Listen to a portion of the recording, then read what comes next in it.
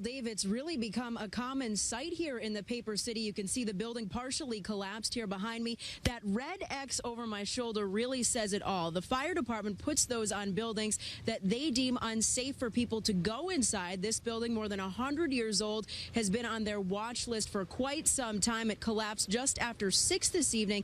Actually, every few moments you'll hear the building groaning.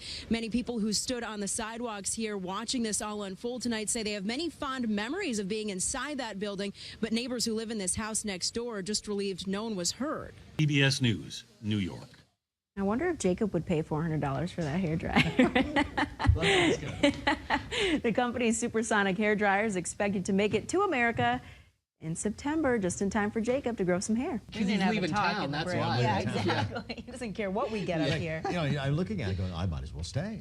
There you go. Yeah. We'd love to have you. Yeah. This is all a trick to get you to stay here I and love not you go all, on but vacation. I need a break. From us? These two faces? I know, No, from right? you Look. guys, no. Flames appear mostly out at this apartment complex here in 16 Acres. And now the condition of that second shooting victim on Franklin Street is still unknown at this hour. After we aired Jade Libby's story last week, eager potential donors began calling us and emailing, asking how they could help. Well, Dave, an extremely dangerous night for families here in Springfield to be without heat as those temperatures hovered around 10 degrees. Well, Dave and Lindsay, I arrived here on the scene at Randall Road in Ludlow at the House of Corrections. You can see behind me there is a police car stationed at the top of the entrance here to the House of Corrections. They've been searching every single vehicle that has left this facility. Now, here's what we know so far about this inmate. His name is Akeem Graham. He's 23 years old. He's an African-American man. He's 5 feet 8 inches tall, 145 pounds, with long hair. Well, Dave, that's right. Tonight we're learning the National Weather Service has confirmed that a microburst touched down here in Deerfield. I'm on Hillside Road where Eversource crews and police are still on scene. That's because they were so hard hit. Eversource is now waiting for a crane to hoist those trees up, take some of the weight off the lines so they can begin to clear some of these trees from tonight's microburst. Again, this is a confirmed microburst, the second one in Franklin County in about 6 weeks. Another one hit just a few weeks back in Conway. We're live in Deerfield tonight for Western Mass News. I'm Cherise LeClaire. Chris, understandably, this neighborhood is shaken tonight. Those gunshots ringing out just after 5, with kids playing basketball really right near this scene. And this all happening less than a week after a woman was found stabbed to death on this same street just a block away. They just came around the corner quick and just started shooting. Bright orange cones littering Franklin Street Monday night served as a reminder of the gruesome scene that took place just minutes before. An Hispanic man in his late 20s gunned down on that street with kids playing basketball nearby. Lifelong Springfield resident Kathleen Curley watched it all unfold and saw the suspect black Jeep with New York plates speeding off down her street. 4 men in it, young men, maybe in their 20s, very scary looking. Their eyes were like dead, and they were just staring me down.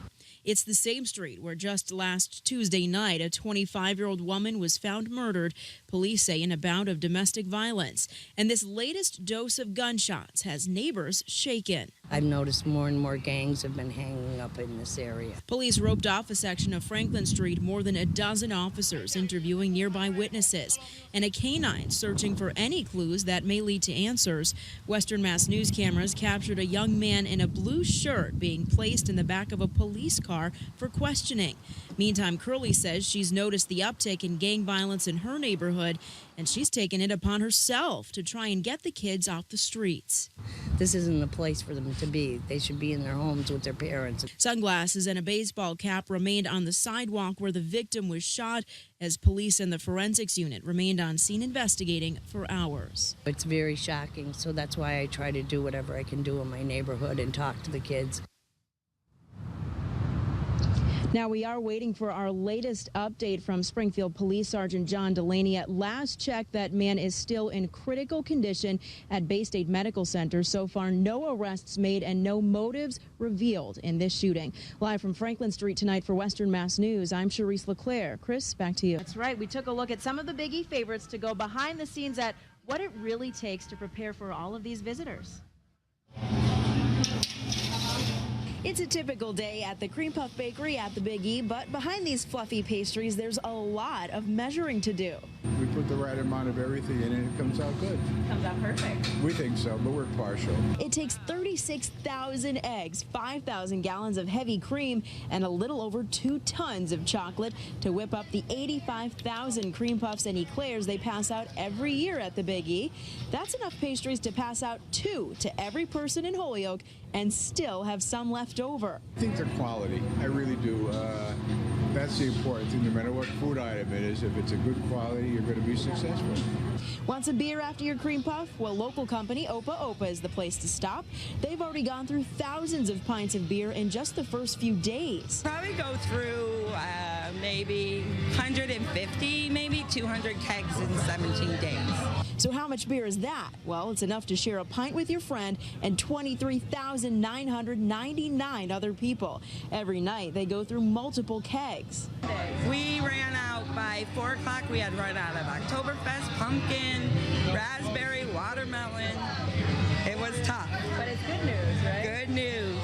In all, you'll find more than 95 food vendors lining the streets of the fairgrounds, 450 vendors in all. And if in fact the Big E has welcomed 1 million people every year for 99 years, if they all came at once, that'd be like the entire population of the country of Mexico visiting the fair. And that's what those who work here love about the Big E.